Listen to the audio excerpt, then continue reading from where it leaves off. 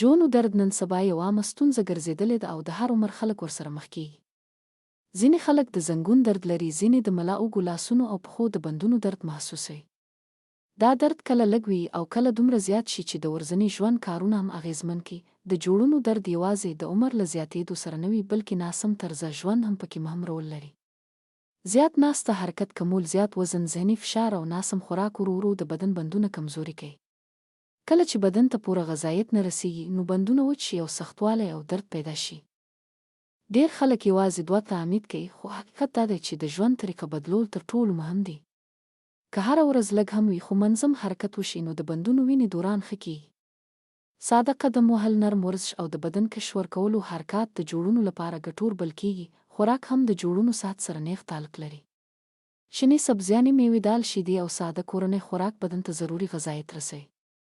زیات غوړ، فاسټ فوډ او ډېر خوږ شیان د بدن د نس سوزش زیاتوي چې د جوړونو درد ته لار هواروي. او بس څښل هم ډېر ضروري دي. کله چې بدن کې اوبه کمې شي، نو بندونه وچ شي او حرکت کې تکلیف محسوس شي. مناسب مقدار کې اوبه څښل د بدن نرمي ساتي او د عمومي صحت لپاره ګټور دي. ذهني فشار هم د جوړونو درد زیاتولی شي. همیشه فکر، پریشانی او تنشن بدن سختوي. ذهني سکون لپاره ژوره ساه اخیستل، لږ آرام، مثبت سوچ او پوره خوب ډېر مهم دي.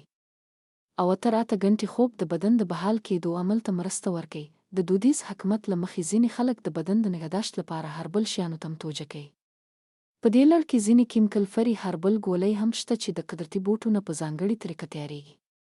دا ډول هربل ګولۍ د بدن د عمومي نگهداشت، د جوړونو د آرام احساس او د صحت د ملاتړ لپاره کارول کېږي. دا کوم فوري علاج یا دوا نه ده، بلکې یو هربل سپورت ګڼل کېږي چې د صحي خوراک، مناسب حرکت او ښه طرزه ژوند سره یوځای استعمالیږي. ډېر خلک چې کیمیاوي شیانو نه ډکوي، هغوی د دې ډول هربل شیانو سره دلچسپي لري. هر انسان بدن مختلف وي، نو ځکه نتیجه هم فرق کولی شي.